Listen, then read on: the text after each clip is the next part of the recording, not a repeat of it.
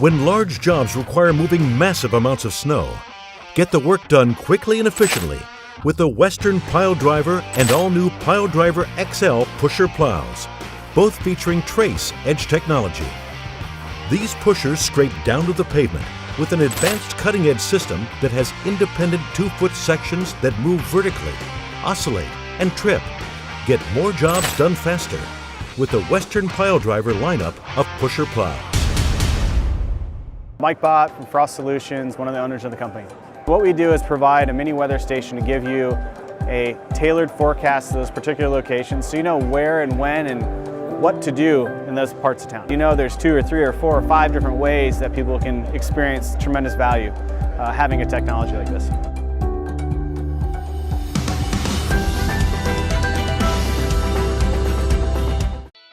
Welcome to the Entrepreneurial Journey with your host, Dave Westcott.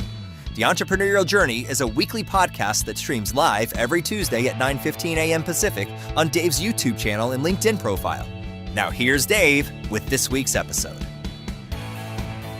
Good morning and welcome to the Entrepreneurial Journey. I'm your host, Dave Westcott, and I have with me this morning special guest, Ben George, President of Grower Controlled Environment Agriculture. Good morning, Ben. Good morning, Dave. Good to see you. It is good to see you. It's been like, what, 22, 23 years? It has. You know, we both have lost a little hair since then, I think, but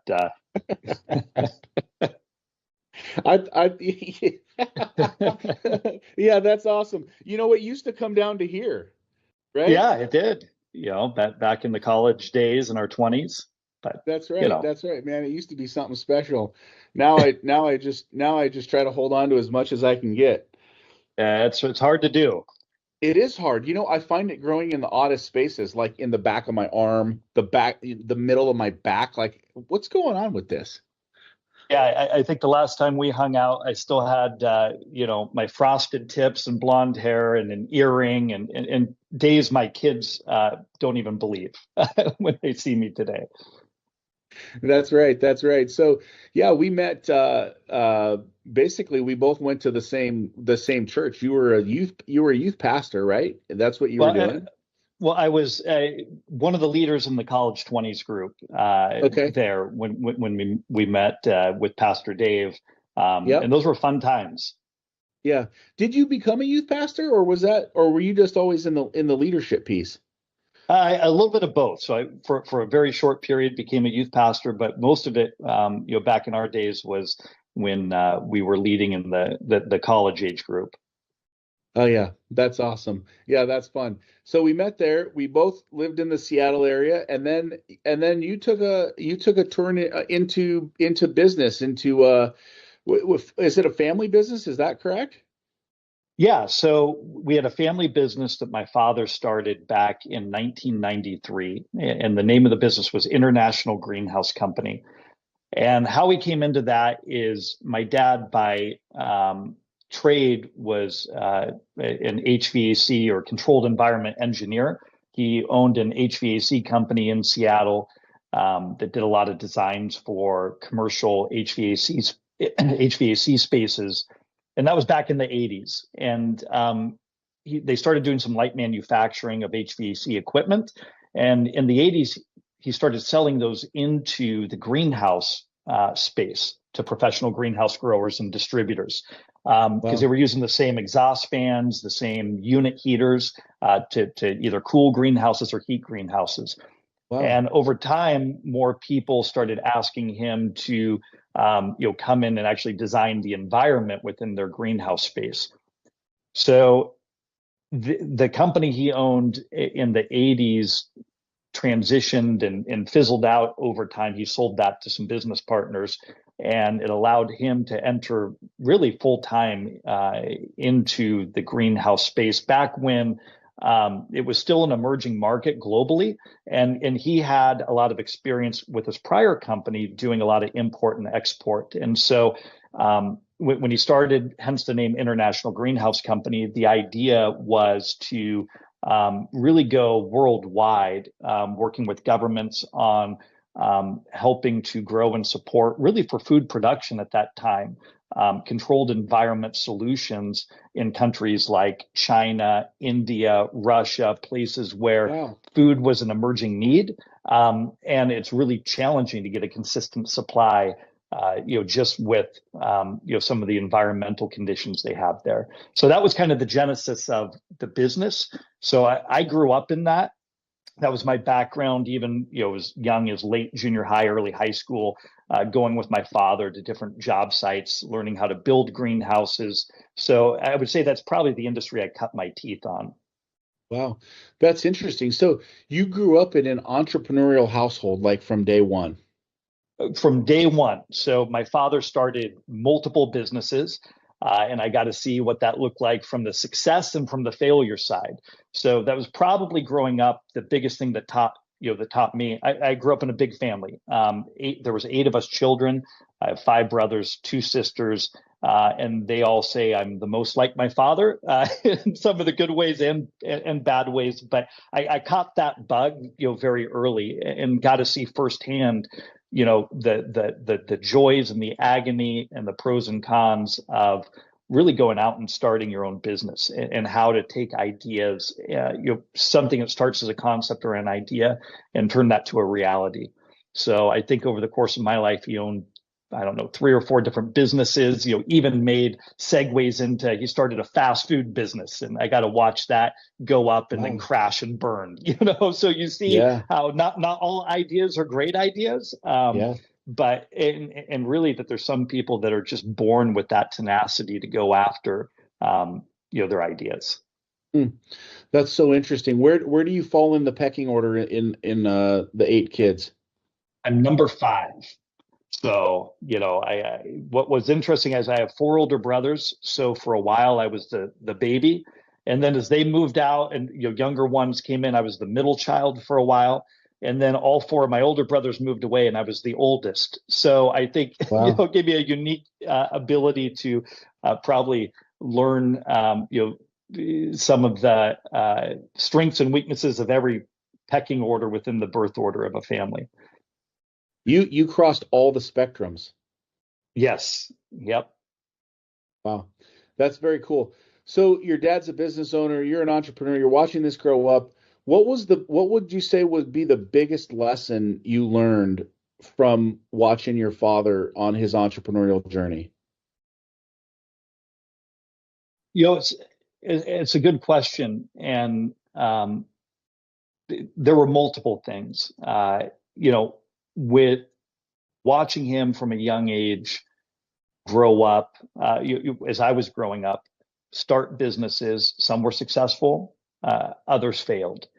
And probably the biggest lesson I learned from him, and this is something he said, he actually passed away back in 2002, and that's we can discuss that kind of segued into getting involved more in the family business. But the biggest lesson I think he taught me is that success is a bad teacher.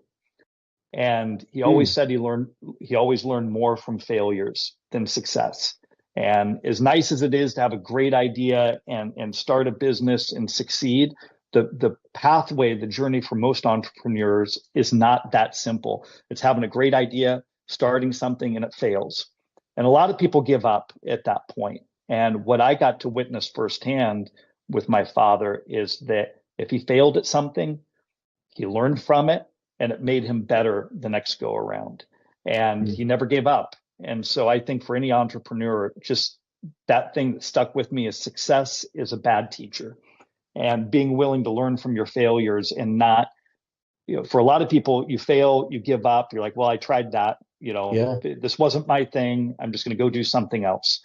But there's a lot we can learn from our failures. And that's been probably the biggest thing I've taken away from him. And it has helped me grow as a leader. Yeah, that's awesome. How do you apply that day to day? Like, I mean, you're entrepreneurial, you're in the business, you're running it. When you're having a bad day, or when you're having some great success, how do you reflect back and then internalize that and then push it out to the world? Well, I think if you're afraid to fail, you're afraid to make decisions. And any entrepreneur with your own business, you cannot be afraid to make decisions. And there's something that I think for me personally, and I think it more broadly, can be unlocked in any business owner or any leader within a business, of not being afraid to make decisions and understanding that we're not always going to make the right decisions, but oftentimes the worst thing you can do is indecision and not making decisions. So if you come from that mindset that failure can be your best teacher, and then you're not afraid to make decisions and realize that, you know what, even if it's the wrong decision, there's something I can learn from that. There's something my business can learn from that, and that we're going to be better in the long run. Well, that's fantastic. I really like that. What are some examples that you see day to day where people are sometimes afraid to make that decision? It can start from the onset of, I've got a great idea. Is it worth pursuing to start my own business? There's that, taking that initial leap. That's a big decision. And that people, but once you get past that, then there's decisions that, I think any business leader makes, as far as, who to hire, how to expand, where the market is heading, and following your gut, and really trusting yourself as well. I think about multiple instances within, the business my brother and I ran, where, we came up to, certain key decision points, right? Like, we've outgrown a facility. Oh boy, but do we want to move into a bigger facility, and that's going to take more overhead, increase our burden, or do we want to stay where we're at? And there's always risks that you have to take. And I think the key is to take calculated risks. But, every step along the way from, for the last 20 plus years, there's points where you have to make a decision with understanding that not everyone's going to be a home run, right? So some decisions and choices you make are home runs, others are failures, and you just hope over time that the home runs outnumber the strikeouts, right? So Absolutely. So you had mentioned your dad passed in '02, and I think at that time maybe you're still in Seattle, and you're on a maybe a trajectory that was more ministry driven, or more church driven, and then you get the call, kind of the world kind of falls apart. Maybe I'm just guessing, but you go down to California, and you get involved in the business, in the greenhouse company, international greenhouse company.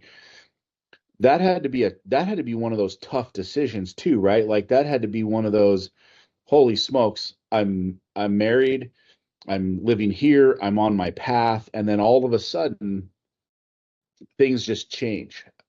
Talk to us about that process and how you obviously you weren't afraid to take the leap.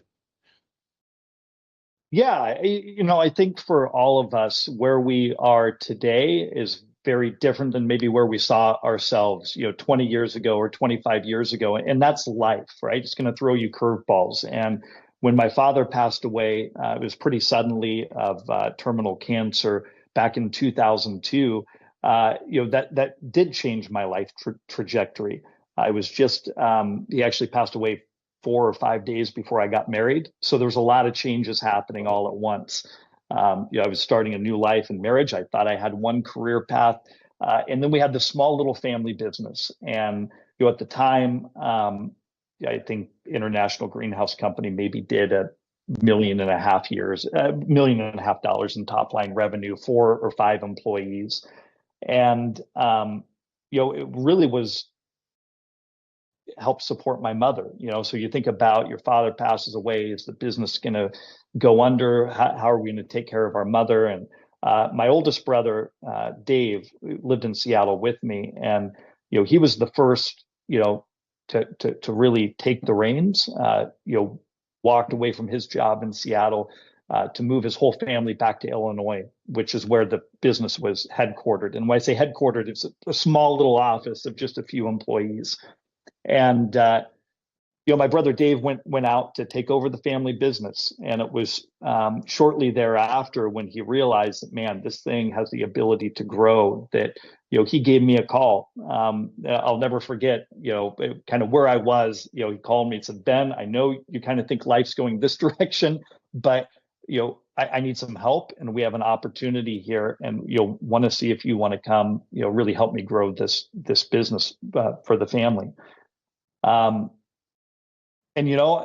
just kind of one of those things of not being afraid to take the leap. I made that decision. My wife was supportive, and we ended up moving to Illinois back early 2000s to really assist in stabilizing and growing the family business. So that was one of the first big leaps. And at the time, again, small company, and one of the things that we talk about entrepreneurs or people that have a good vision. My father, even back in the mid 90s, he saw the internet coming up and being like this huge success. And in 1995 or 1996, he was the first company in our industry to actually start launch a website. And it was such a cheesy little website back then, but that was something people didn't really know what the internet was going to be. And one of the things I remember him saying is, someday people are actually going to buy stuff on this thing. Like, it's going to become commerce. And that was before Amazon, or before people even really thought about that. And so that was one of his visions, was actually creating an e-commerce site for our company. And that's a vision he never got to see become a reality. So what was awesome is my brother Dave came in, and later me, we got to take that and make that become a reality. I give a lot of credit to my brother Dave for launching that e-commerce site, greenhousemegastore.com. And we were one of the first companies in our industry to have an actual online shopping cart. And that was really the decision and the side of the company that started exploding, over the next 15 years. Wow, that's amazing. At some point, did the business move to California, or was I completely wrong on that?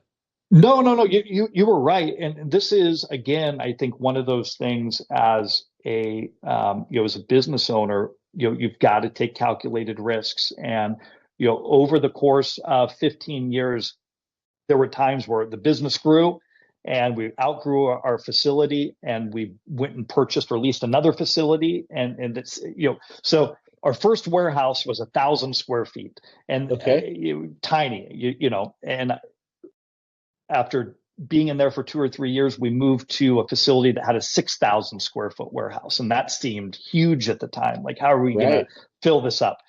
Within 2 years, we had outgrown that and then moved into a 26,000 square foot facility. Wow. And I remember this was all in Illinois. And I remember, my brother and I walking through it and thinking, man, there's no way we will ever outgrow, this facility. It's going to be our permanent facility. And just a few short years later, we were bursting at the seams and trying to figure out what the heck do we do. The decision and kind of the calculated risk was, at the time we were trying to fulfill national orders from one central location in Illinois, one central distribution center. But about 50% of our orders, if not more, were going to the West Coast. And this is a time where lead time was important. When people placed an order, they wanted to get product as quickly as possible.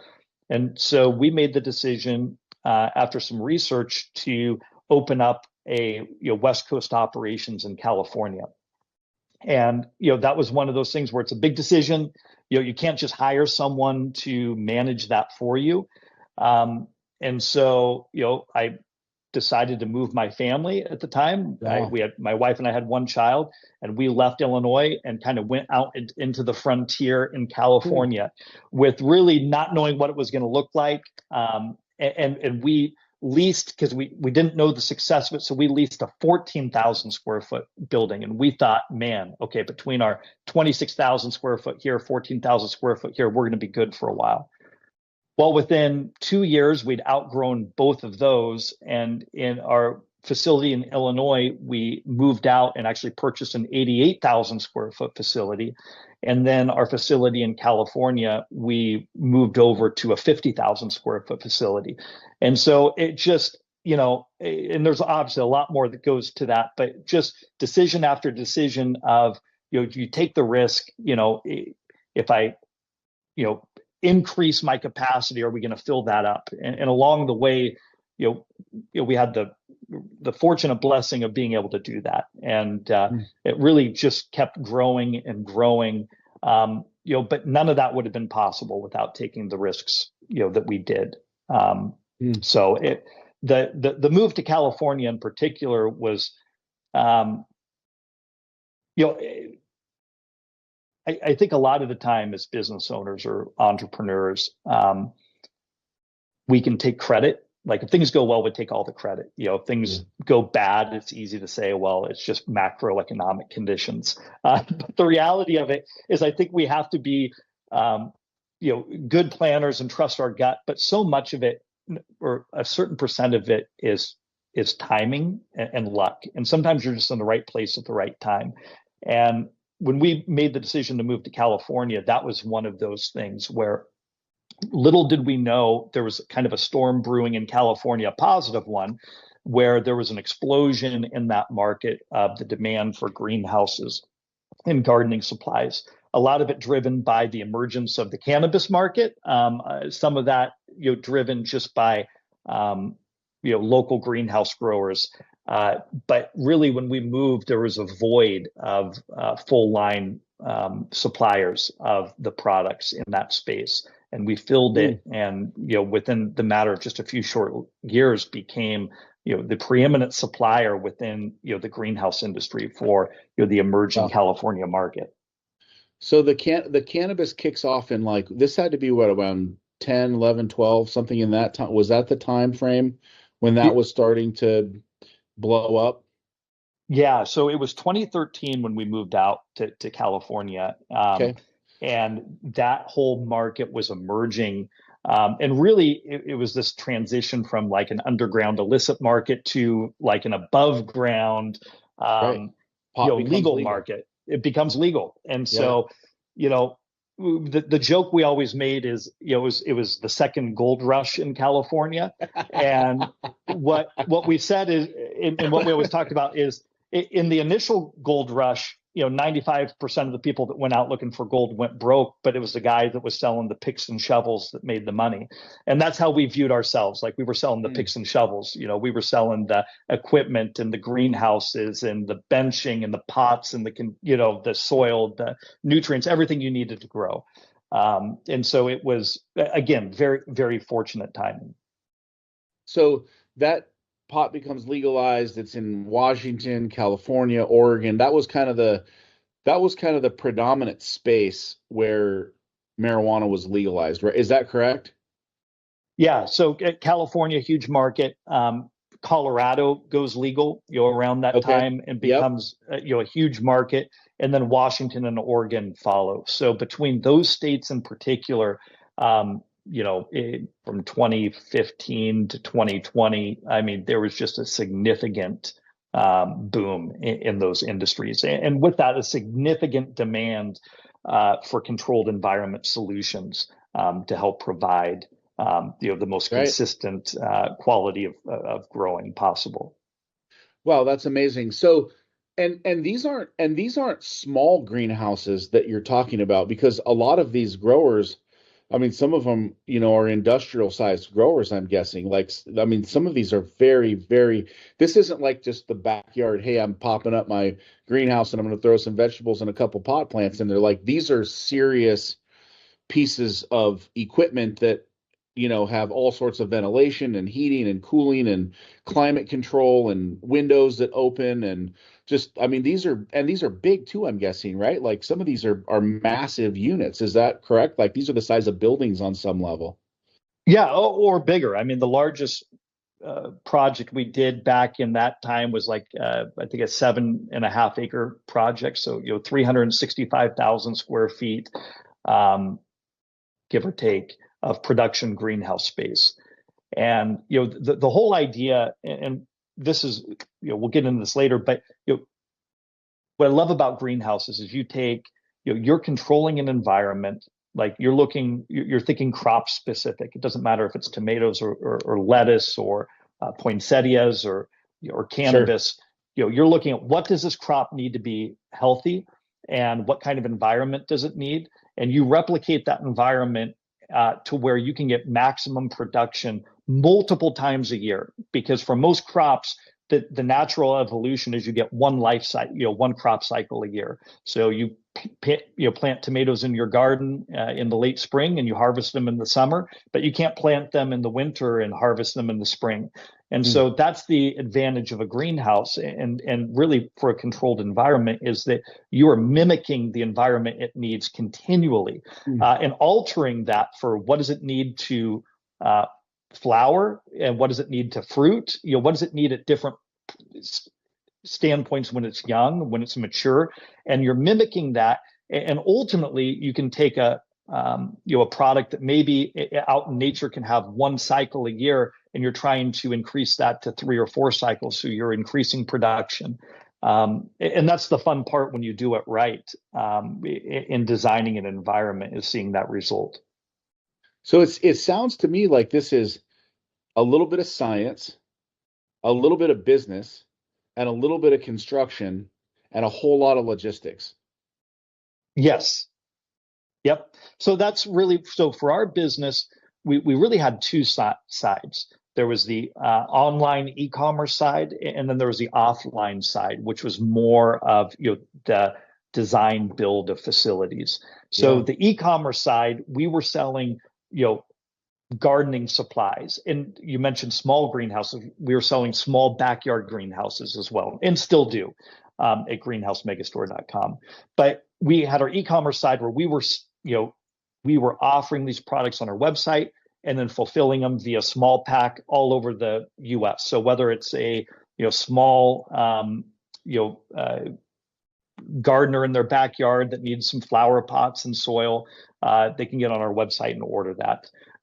If they were wanting a greenhouse for their backyard, we had the most extensive catalog of backyard greenhouses. And so that was one side of our business. And then the other side was the offline side, where we were designing and building commercial greenhouse facilities for, whether it was for institutional use throughout the U.S. We design and sell greenhouses to high schools and community colleges everywhere for their vocational ag programs, for their FFA programs, 4-H programs. Incredible. And that was a huge part of our business. And then there's the other part of designing and building greenhouses for commercial greenhouse growers, no matter what the crop was. Again, it could have been mums or poinsettias to cannabis or tomatoes, vegetables, everything in between. And so we kind of grew the business on both sides, both with the online and then the more design, build, construction side. You're familiar with like the Shoreline area Sky Nursery? Yep. Some of these greenhouses that I'm envisioning is, when they built a massive like greenhouse facility. You were building things on that scale. Correct. Yeah. And so with the company I'm with now, Sky Nursery is a customer, I believe. And we still do design and build greenhouses for retail garden centers and nurseries throughout the U.S. And we're doing a project in Michigan for a garden center that they had connected to their garden center. They had 12 acres of our greenhouses, and we're just putting another 3 acres in. So they'll have, or 3-acre expansion. So they'll have 15 total acres of our greenhouses connected to their garden center for growing products, and that people can come in and shop. Okay. So, man, this is a massive organization. I mean, it's incredible what you guys built. And I got to go back to your older brother. How many years older is he than you? 14. He's 14 years older. So he's somewhere around 36, 37. You're 23, 24. Yeah. You moved to Illinois. You've got a $1.5 million business. You grew this thing. I don't know where you grew it to, 20, 30, 50, 60 million. I don't know, whatever you put into that. There had to have been a big learning curve, or there had to have been some big adjustments that you guys made as leaders, coming from 1.5 million to where you get to the point where you can scale and then you can eventually sell. There had to have been some big growth. What were some of those big growth moments? How did you grow as a leader to be able to just think about these things, put these programs in place, hire the right people, because 1.5 million to where you're at today is an enormous leap. And, most people will never get there, right? Only 1% of businesses make over $10 million, in a year. So just getting to that level, what change, or maybe it didn't, maybe you guys are just geniuses. I don't know. But was there something along the way that helped you level up? That's a good question. I think one of the things that was imperative for our growth, and I think for any business owner, is understanding to scale a company requires a different mindset than just maintaining a company. So if you want to keep a small company, you can continue to wear all the hats, right? Like you can wear the hat of I'm a sales guy, the hat of I'm the finance guy, the hat of I'm the operations guy, and everything else. And to grow to scale, you need to be willing to give up some of those hats and trust, and find the right people that you can trust to take over some of those aspects that you were otherwise controlling. Because it's not scalable if you are, both the CFO and the chief revenue officer and the COO and the CEO. You have to find, the right people. They say that, people are what makes a business great. Really what I think is it's great people that make a business great. And you have to find great people to come alongside of you. You can't do it on your own, and you have to set the right culture. So I think the bigger you get, for me, that's the biggest thing is how do you scale? It's being able to, give up some of those hats. And then the other thing is just when you are a small entrepreneurial business, not only are you wearing all the hats, but you are like infantry. You're on the front lines, and it can be strategically can become challenging to see, the forest for the trees. And to scale, you have to be willing and get a mindset difference of what it means to work on the business and work in the business. And a lot of people love working in the business, but if you start getting so busy with that, especially as you start growing, that you lose strategy. I always think of it from like a military analogy. You need to sometimes get 1,000-foot or 10,000-foot viewpoint of the broader lay of the land, of whether it's your industry, whether it's macroeconomic things. And if you are just so caught up, being boots on the ground, you can lose perspective of that. So I think that's part of it is you hire the right people. It allows you, yes, you're still connected with the business, but allows you to work more on the business, and the more you can work on the business, then it allows you to see, okay, here's where, I'm seeing more broadly where the economy is going, where the industry is going. Here are things we need, to help insulate ourselves, or it could even be a project like we need a new ERP system because we've outgrown ours. Like those are things that if you're working too closely, wearing all these different hats, you don't have time to step back and analyze those things. And those are all things we had to go through. And as you went through those, did you ever find yourself in the position of, oh, man, people who got us where we are today aren't going to take us to where we need to go. We're paying guys $100,000 now, but to level up, we're going to be paying $250,000, $300,000. Did you find yourself in that position where, you're to bring the right people in, you're making a significant investment in their salary and who they are? Did you go through any of those growths in your business?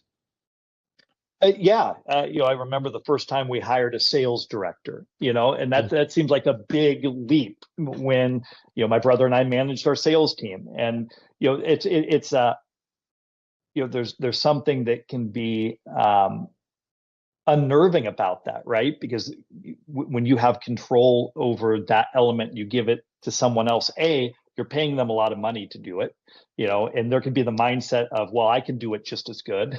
Why am I paying someone to do this?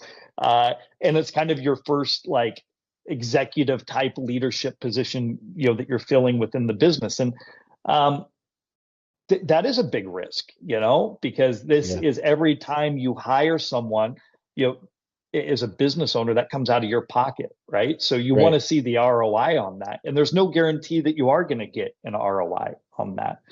And to your point, as you start scaling, you can have an operations person that, is really good at, helping manage one facility, but do they have the experience of managing multiple facilities and the challenges that come with that? So, surrounding yourself with the right people is imperative, but as you grow, continuing to make sure you have the right people around you, to scale is important. So as you guys scaled on this journey, what was the toughest thing that you guys had to overcome to really hit the pinnacle of success that you achieved?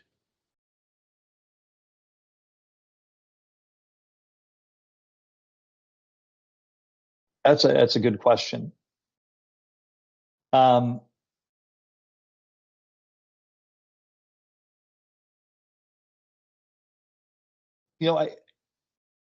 I don't think it was as much as, one big thing that we had to overcome. I think it was a myriad of things that all business owners go through that it's not one big hill, it's like, or one big mountain, it's like all the little hills, right? And as you overcome those things, I think about 2008 when the economy crashed, right? Yeah. Like that's a big thing, a lot of fear, a lot of angst, and you have to overcome that. When you have different challenges of, outgrowing facilities and, having to, move to new facilities, challenges like ERP conversions, like there's all these different things that were challenges and hills we had to overcome that,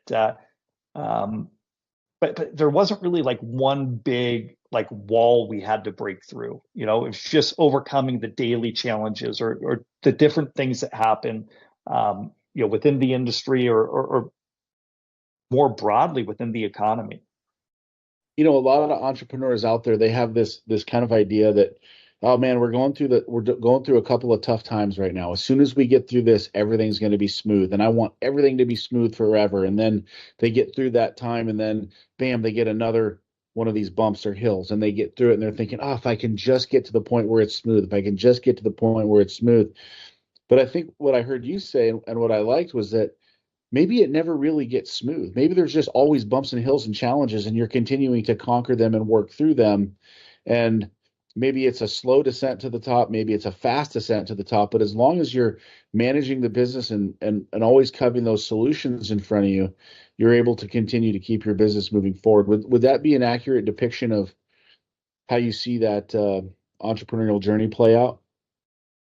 Absolutely. I had someone tell me a long time ago, if you're coasting, that means you're going downhill, right? And you can only coast for so long unless you're going downhill.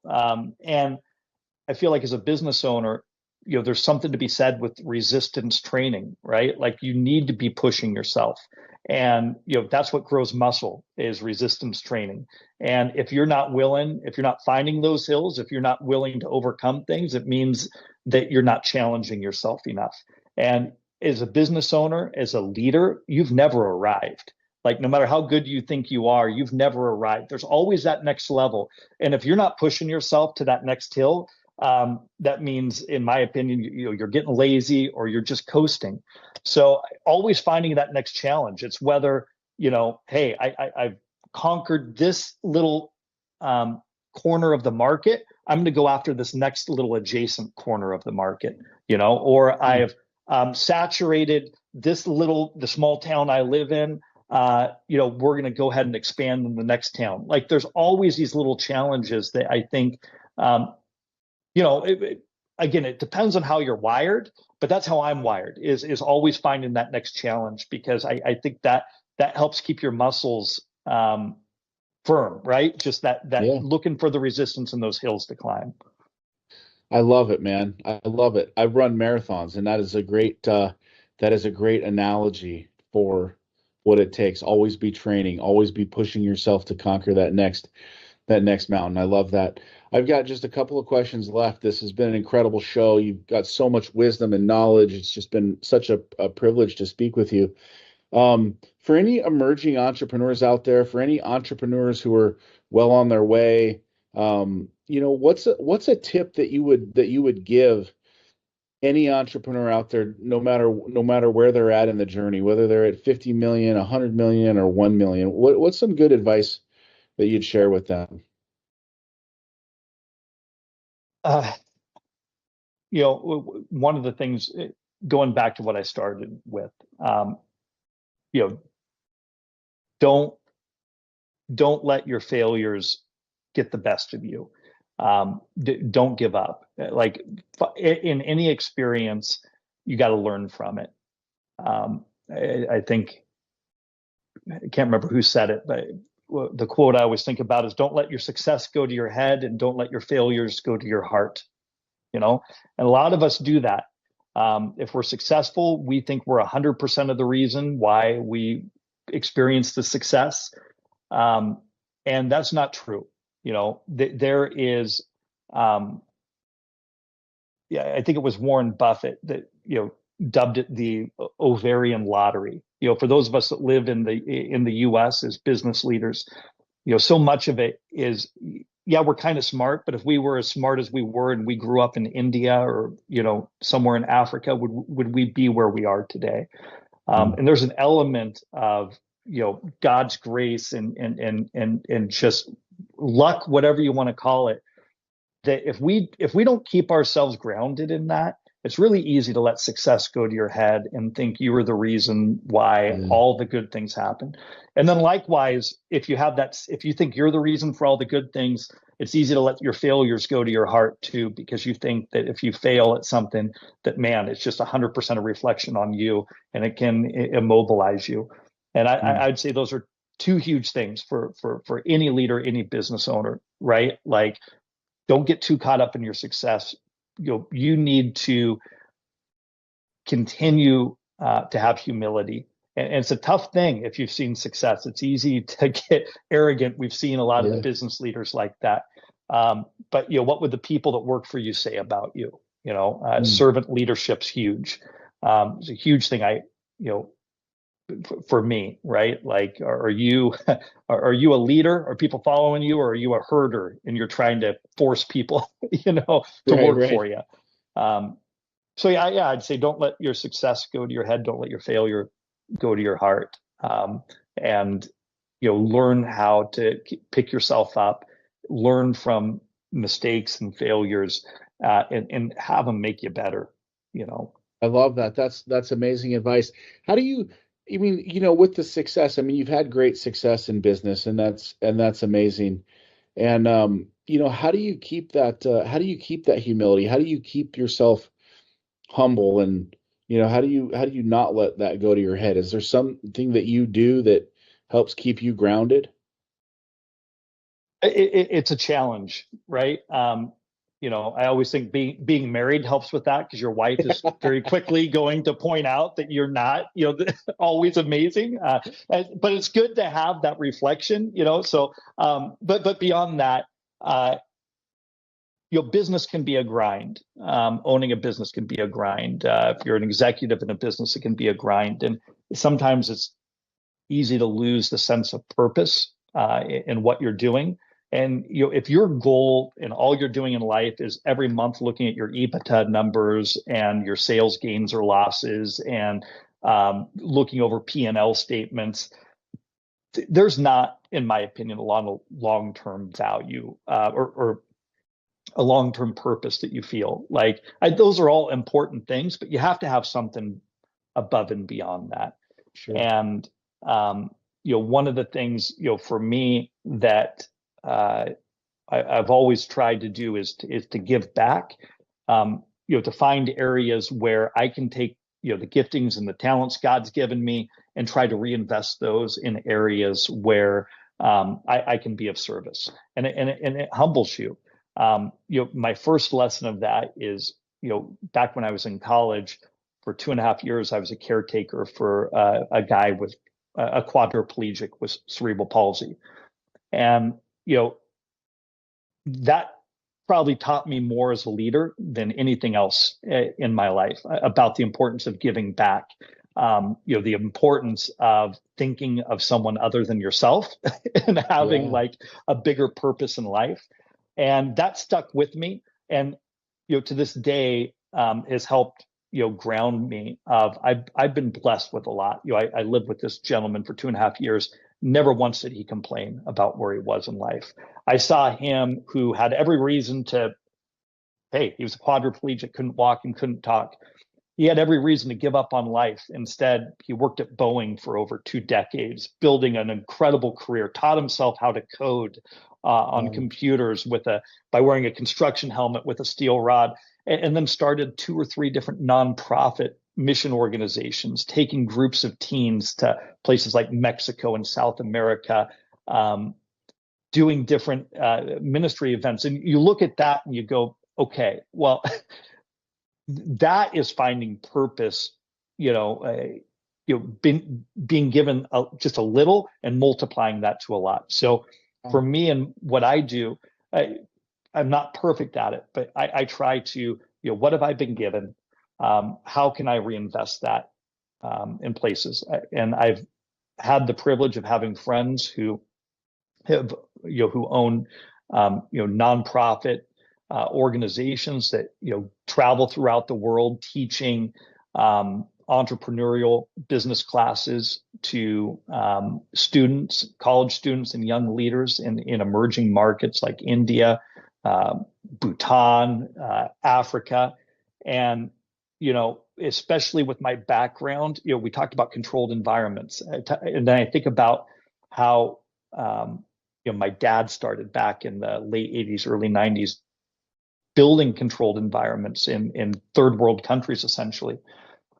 I've had the ability to take that training in my business for the last 20 years and couple those together in being able to either fund projects or be part of projects of helping teach people to grow in different countries, being able to donate greenhouse structures and different products to places like Africa, and, really taking my passion of helping people learn how to grow or providing the environments for people to grow and thinking through solutions, in conjunction with, my friends that own these different nonprofits, of taking that. So, last year I was in Bhutan, a little country up in the Himalayas, and had the privilege of working with a leader there that's trying to solve a problem in Bhutan where they are up in the mountains. The environment's not great for growing things. And so they, are a net importer. They're so reliant on India and other countries for their produce.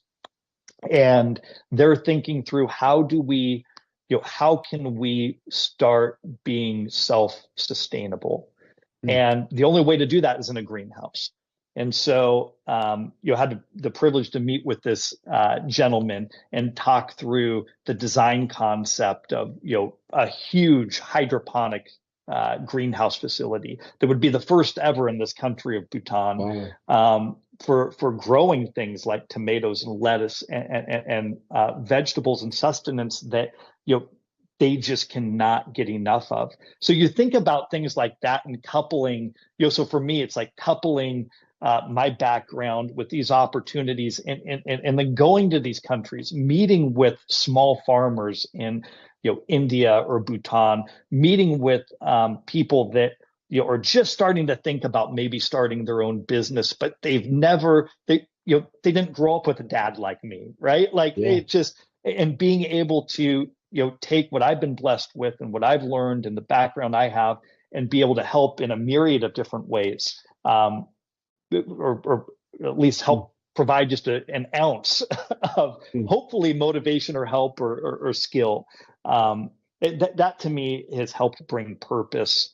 And it helps me get through, the months where you're just kind of looking through spreadsheets or kind of in the grind of things. Yeah. I think your dad would be very proud of you. Well, thank you. Very, very amazing what you guys have built, what you've accomplished. I love the story about the dream of being on the internet and what you accomplished through that. So, so, so powerful, so wonderful. Are you on social media? Can the listeners follow you anywhere? Do you not do social media? Where do you hang out?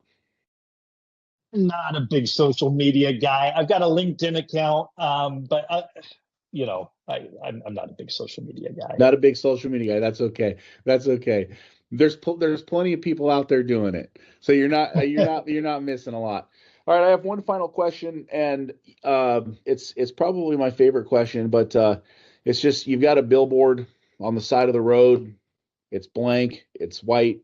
You can put any slogan, any sentence, anything you want on it. What do you want to share with the world before we wrap this up?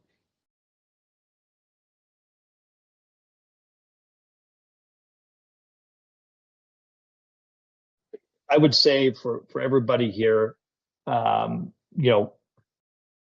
you have natural God-given talents and giftings. You're created for a purpose, and there is such an importance of not stopping until you find what that is. And that could be different today than, because we evolve as people, it can be different today than what you think it would have been a decade ago. And to just not give up in that search and that quest for, finding that purpose, the one unique thing you bring into this world, and doing your best to live that out. I love that. That would not maybe all fit on a billboard, but That's okay. We got it. It was great. That's fantastic, man. Find your highest payoff activity, find something you love, and go live it. Yeah. Yeah, I love it. All right, this is awesome. This has been the Entrepreneurial Journey. I'm your host, Dave Westcott. We are back 9:15 a.m. Pacific Standard Time every single Tuesday. We are here. If you like the show, give us a like, give us a share, drop your comments in the comment box. Thank you so much for hanging out. Ben, it's been incredible to spend the last hour with you. I've learned so much from you. It has been such an incredible show. Thank you so much for hanging out with me. You're welcome. Thanks, Dave.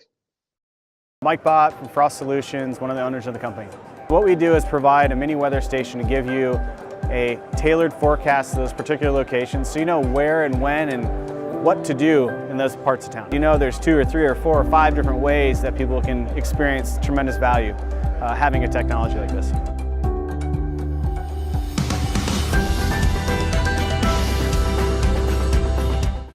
Introducing the all-new Western Enforcer V-Plow. Engineered with all the features, efficiency, and performance of full-size Western V-Plows, built specifically for your half-ton truck. For more information, visit westernplows.com.